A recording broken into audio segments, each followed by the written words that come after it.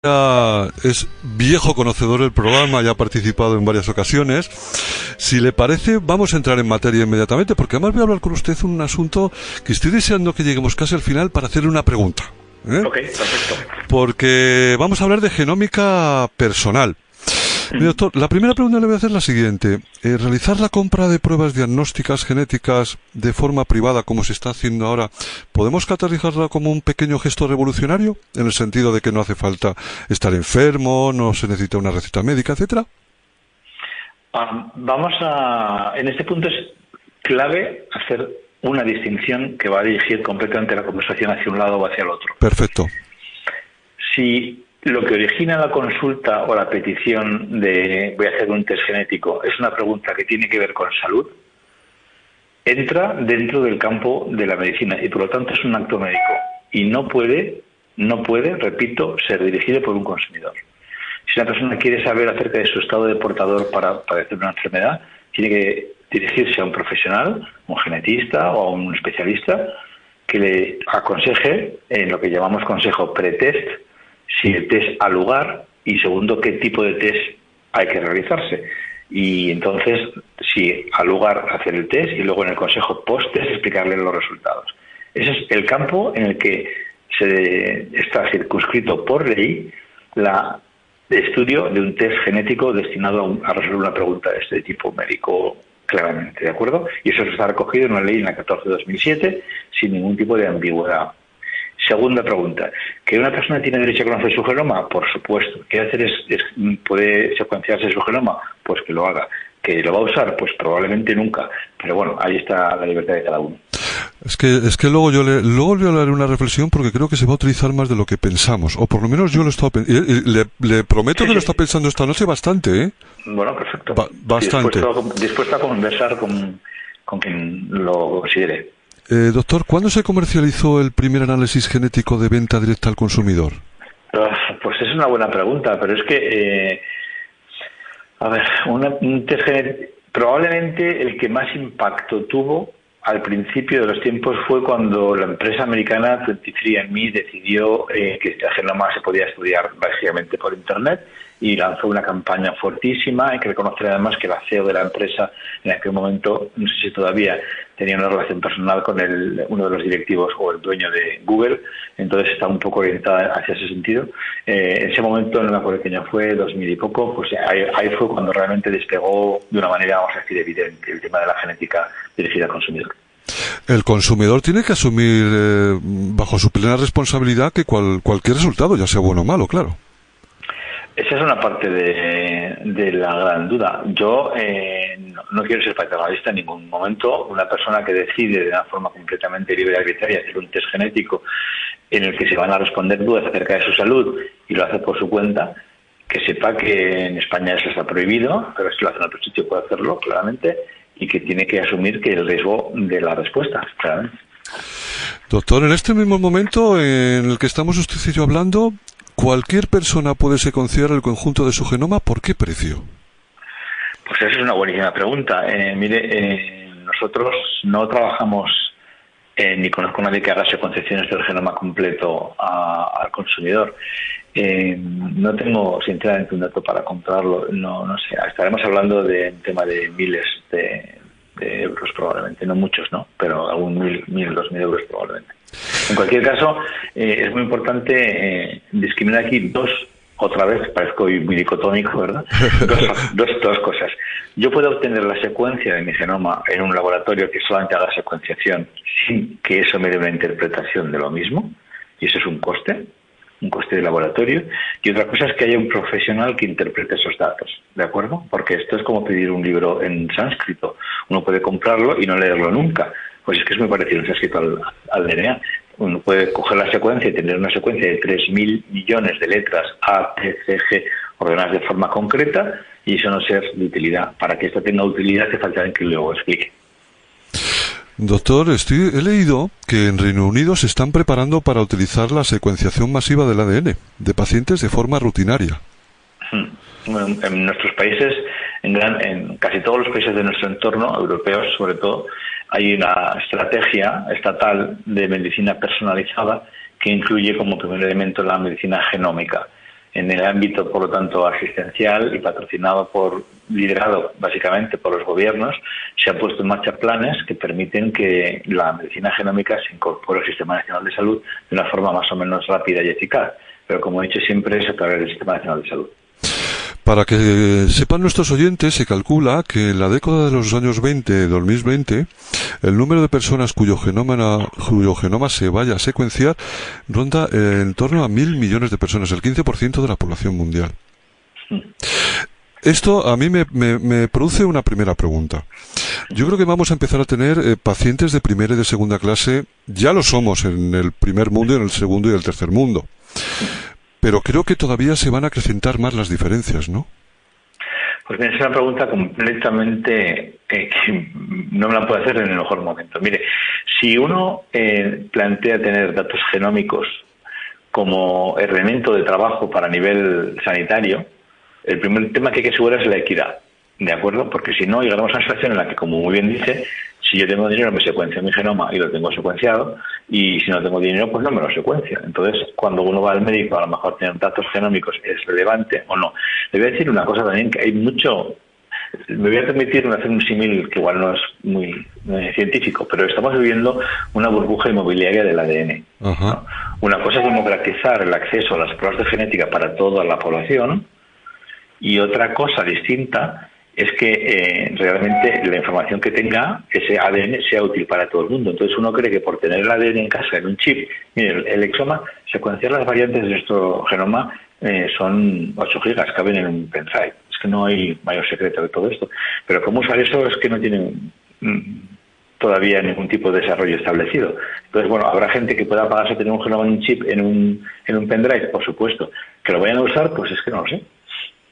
Entonces para mí hay un poco de burbuja, sinceramente. Ya, le entiendo lo que está diciendo. Y posiblemente por lo que yo he leído, le doy toda la razón porque usted la tiene, además. Pero, además, este fácil acceso a la información de un genoma personal, a mí me da la impresión que va a dar lugar a cuestiones éticas, sociales y legales muy novedosas. Vamos a tener que actualizarnos, ¿no? Yo creo que, mire, esa es una pregunta también interesante. Yo no sé si nadie puede tomar decisiones hoy en día basadas en información genética, ¿no? Entonces yo creo que puede darse una situación inversa, es decir, puede uno obtener su genoma, su secuencia, ¿no?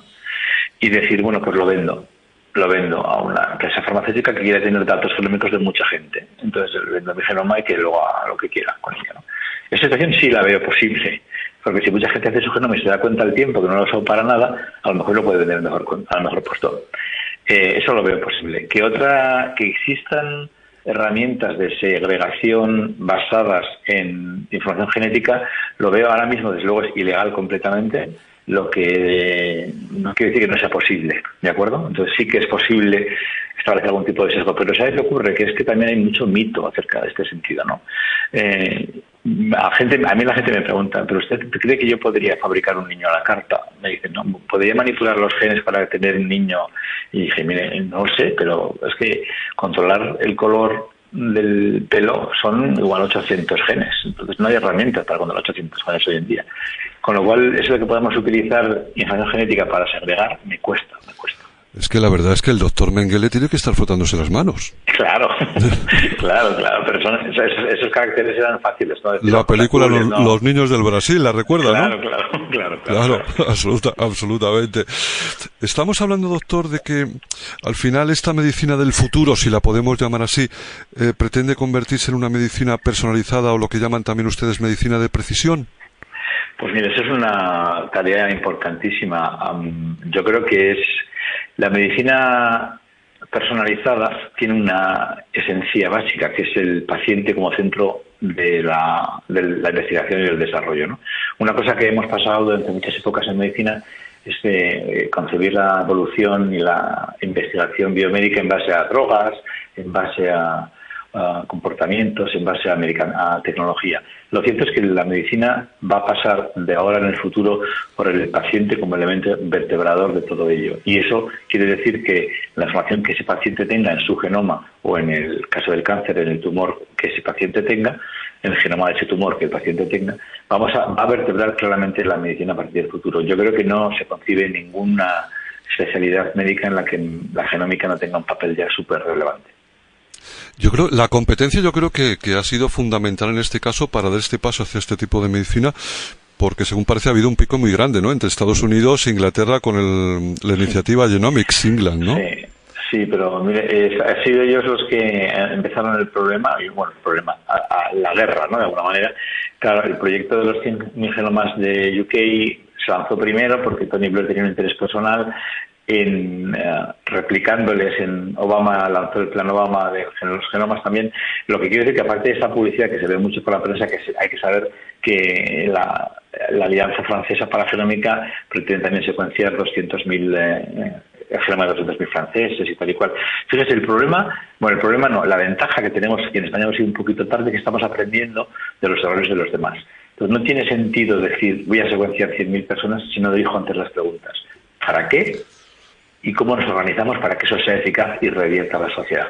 Esa es la pregunta que ahora está en el ambiente. Entonces no puede decir voy a poner 500 millones de euros en secuenciar a 50.000 personas. Si no, antes nos preguntamos bien, tenemos un pequeño problema. Entonces está bien que la guerra exista porque espolea a los demás países y hacen a los demás preguntas similares, ¿no? Entonces en el momento es muy efervescente.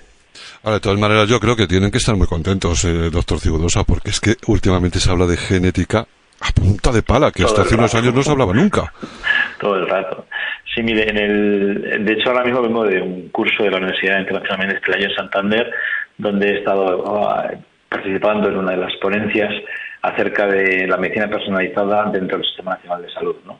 Yo creo que un consenso generalizado ha sido que este objetivo de que la medicina personalizada sea una realidad en nuestros hospitales, en el día a día, que nuestra familia, nuestro amigo tenga una atención lo mejor posible, es un esfuerzo conjunto que implica a varios sectores de la sociedad, implica a gente de nuevas tecnologías informáticas, implicará a ordenadores de potencia que todavía no somos conscientes de ello, implicará a los médicos necesitan una gran formación para hacer llegar esto a la sociedad, implicará a los pacientes, que son los principales objetivos de todo esto, ¿no? Entonces estamos en un momento claramente efervescente. La reunión en Santander ha sido muy interesante porque nos han dado voz a muchos actores en el área y hemos llegado claramente a identificar la necesidad de que hay un plan general o una estrategia estatal de medicina personalizada y que hay que hacerlo primero organizando lo que ya tenemos, que tenemos mucho también ya.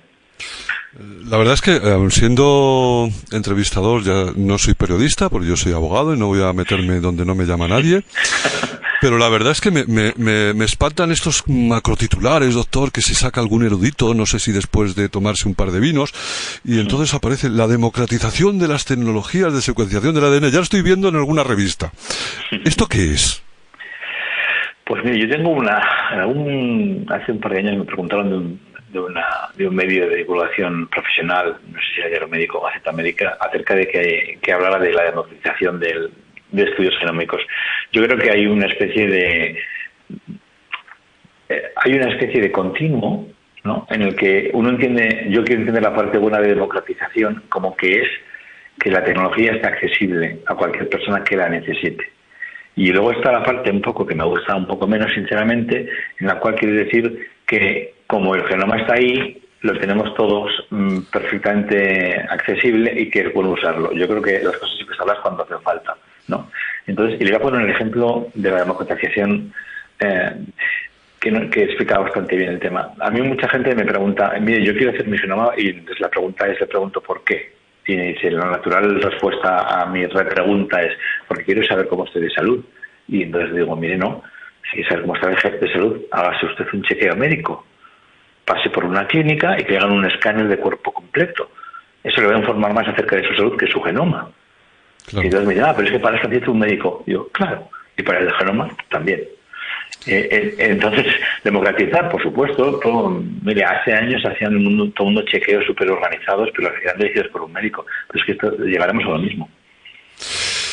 Hay varios elementos, doctor, que van apareciendo desde mi punto de vista nuevos, ¿no? En la sanidad, introduciéndose en la sanidad, por ejemplo, en la palabra consumidor, en el sentido de que el consumidor va a poder libremente conocer su propia composición genética muchísimas veces de mayor manera que el propio médico.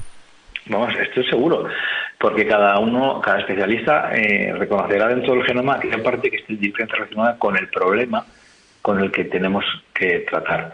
El comienzo de la frase ha sido muy interesante. Me he preguntado, ¿el paciente va a conocer su genoma mejor que nada? La pregunta es, ¿usted sabe cuáles son sus valores de hierro hoy en sangre? No.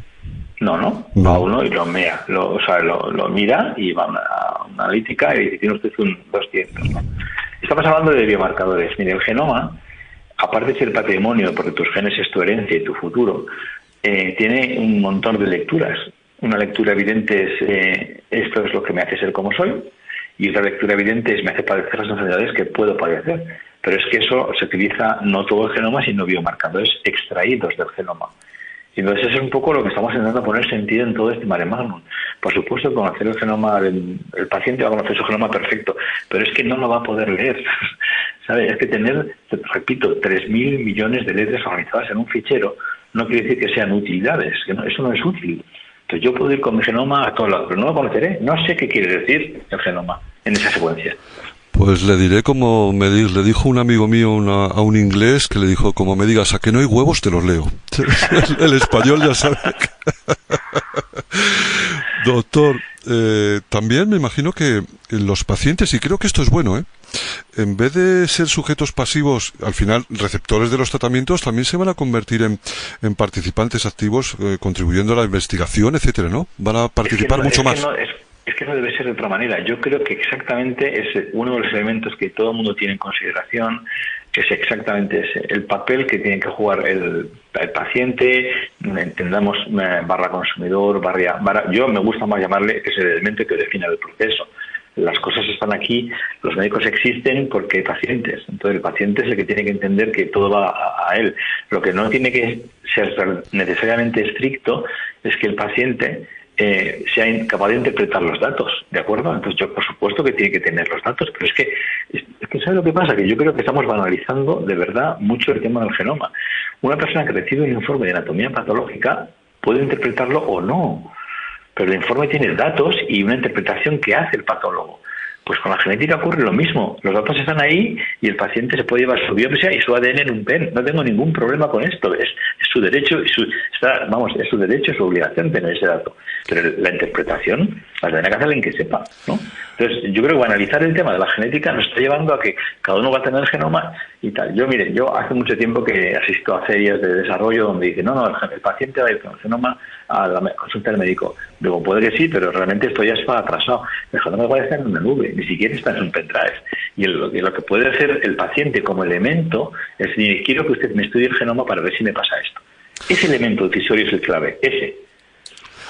Es que yo veo a mi hijo que cuando vaya a pedir la mano de su futura mujer, que pidiéndole no solamente la cartilla de la pasta, sino la cartilla genética, porque claro, ahora también, oye, ¿con quién te casas? Si tienes además una selección genética, pues este tío es bueno, los nietos van a ser tal, ¿no? Mire, yo creo que eso desde que existe el teléfono y la videoconferencia también ocurre lo mismo, ¿no? O sea, cada uno intenta averiguar a la persona con la que quiere compartir su vida si va a tener un buen futuro esa relación. Entonces, evidentemente, antes había unas cartas larguísimas que escribían cuando los noviazgos se hacían epistolares, luego había teléfono, luego videoconferencia y ahora queremos saber además el genoma de la persona con la que queremos hacer una relación. Bueno, pues es legítimo, es posible, pero también es cierto que hay que poner un poco de sentido común. Si yo tengo la idea de formar una familia y soy consciente de que en mi familia o en la familia de mi pareja hay una carga genética relacionada con la enfermedad relevante, pues a lo mejor sí que me interesa hacer un estudio genético previo. Pero así por decir que quiera ver los genes, porque la pregunta es, si su hijo va a pedir la mano y le quiere la carta genética, ¿qué le va a preguntar de los genes? Si va a ser fértil, si va a tener una vejez buena, si va a tener hipertensión o trombosis después del embarazo. No sé, ¿esas cosas las preguntaría en una relación? Pues como pilles un futuro suegro que sea hipocondríaco, no salimos. Sin duda, sin duda. Vamos a entrar, doctor, en el tema de la protección de datos, ¿no? Que me parece además muy importante. Estoy convencido que, como en todo en la vida, habrá dos corrientes. Aquellos que afirman el derecho a la privacidad a toda costa y no se bajan, y aquellos que quieren el acceso a la información genética sin ninguna traba. Yo, pensándolo y hablándolo ayer con mi mujer, desde mi punto de vista, yo creo que los datos personales tan íntimos como estos deberían ser utilizados para un fin concreto previsto y además aprobado por un panel ético. ¿Podría ser empezar por ahí? De hecho, está así regulado. Los datos de genética son como cualquier otro dato médico, clasificados de máxima protección. No puede uno transferirlos libremente, ni pueden navegar por la red, ni nada por esto. Entonces, sí que existe la capacidad, como usuario, de decir, quiero que mis datos contribuyan a mejorar la salud de los demás, y se pueden ceder siguiendo escrupulosamente la LOPD.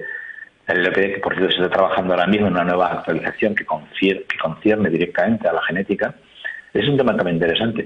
Bueno, pero lo que le quería decir básicamente es que exactamente esos datos son de protección máxima y que existe la posibilidad de que mis datos genéticos sean para un proyecto de investigación o para las bases de datos generales, y tienen que pasar dos requisitos: que el consentimiento informado sea claro y evidente, es decir, que la persona sepa a dónde va a acceder sus datos y para qué se van a usar, y segundo, que estén inmediatamente anonimizados. No existe la posibilidad de trazabilidad. Esa es una cuestión clave, claro. Es decir, que esa era la pregunta que yo le quería hacer. Al final, yo pensaba esto, al final se va a solicitar esto para los currículum de trabajo, porque claro, vamos a ti no te puede obligar un entrevistador a entregar tu carnet de genético, pero si tú lo entregas, ya estás discriminando con respecto a otros que no lo entreguen. Yeah. ¿Me entiendes? Es decir, ahí está la trampa. Porque al final, lo mismo que yo puedo aportar, que me gusta el ciclismo o tocar el pífano, sí, pues aporto mi código genético. Y si en una entrevista, a dos posibles candidatos, uno lo aporta y el otro no lo aporta, el que no lo aporta parece como que tiene algo que esconder. Esa es una pregunta yo no sé, me pilla usted en una... No lo sé, no había visto esa perspectiva. Me parece que... No lo sé, sinceramente, no sé qué responderle.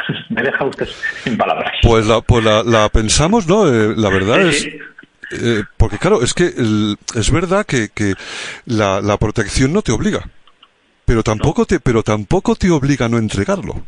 Tú tienes la discrecionalidad de hacerlo y en ese momento estás estableciendo un baremo diferenciador tremendo, ¿no? Completamente tremendo. Doctor, vamos a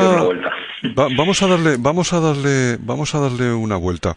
Gracias a programas como este y a profesionales como usted, gracias a Ningenetics, la verdad es que, se lo digo sinceramente, estamos aprendiendo un montón de temas de genética y me lo están diciendo bastantes oyentes y yo mismo.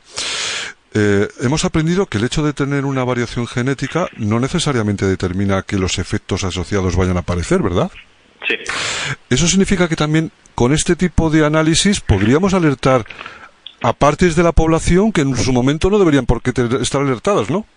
Ese es uno de los grandes problemas que tiene ese tipo de información no manejada por la persona adecuada, por el profesional adecuado. Y debería decir más, es tan importante alertar en exceso como no alertar y promover que la persona o cliente deje de hacerse chequeos obligatoriamente. Estamos viendo con frecuencia, y es un mensaje que me interesaría que la gente lo percibiera, test genéticos que dicen hacemos este tipo de determinación y establecemos un riesgo, que lo que se da es una falsa conformidad, una falsa tranquilidad.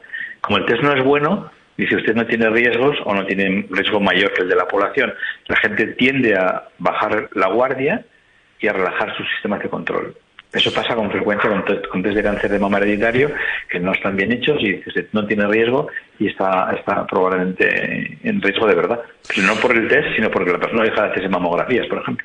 Además, doctor, yo creo que todo en genética, en el fondo, es un porcentaje de riesgo, pero en ningún caso una certidumbre, una certeza. En ciencia es una cosa también que hemos aprendido de los que hacemos bioestadística. Las hipótesis no se demuestran. No se pueden demostrar. Le daremos un valor de probabilidad adecuado. Le diremos que es una hipótesis muy probable o muy poco probable. Pero nunca se pueden demostrar las cosas al 100%. Como última pregunta, ¿la Alianza Mundial para la Genómica y la Salud debe tener algún tipo de papel predominante para establecer protocolos para salvaguardar a la sociedad de escenarios no deseados? Por ejemplo, leía por aquí el ranking genético de las personas. Claro, eso está, yo creo que ahí se está trabajando de forma adecuada. Eso no quiere decir que venga un hacker y al final robe la información, ¿no? Pero es cierto que tiene que tener en consideración ese tipo de cosas. Lo que pasa que yo, hasta donde sé, la Global Alliance, lo único que está buscando son variantes de la normalidad y variantes patológicas. Yo creo que categorizar de momento no entra en nuestro objetivo. Pues doctor Juan Cruz Igurosa, un verdadero placer que haya estado otra vez de nuevo en su programa. Bueno, para lo que ustedes necesiten, ya sabemos que estamos aquí intentando fomentar que exista un conocimiento general pero racional y que la gente sea capaz de utilizar la genética en su vida con sentido común, no con expectativas falsas. Que se vaya usted a la playa donde quiera, pero que no esté pensando siempre en genética, ¿eh? Vale, es difícil, porque uno va al sol y se pregunta qué predisposición tengo yo de melanoma, si tengo más sol o menos, ahí está todavía. Es difícil desconectar de este tema. Le entiendo perfectamente. Bueno, pues un abrazo muy fuerte a todos los profesionales de NIM Genetics y volveremos después de verano, volveremos en septiembre con otro tema. Perfecto. Muchas gracias. Un abrazo, Juan. Adiós, buenas tardes. Adiós. Bueno, pues la verdad es que ha sido un programa enjundia, ¿eh? Hemos aprendido un montón de cosas y se ha terminado el día. Pero en fin, volveremos el jueves que viene, son las 13:57 y terminaremos con otro tema de mi adorada Nica Costa, que en este caso se llama I Believe in Love.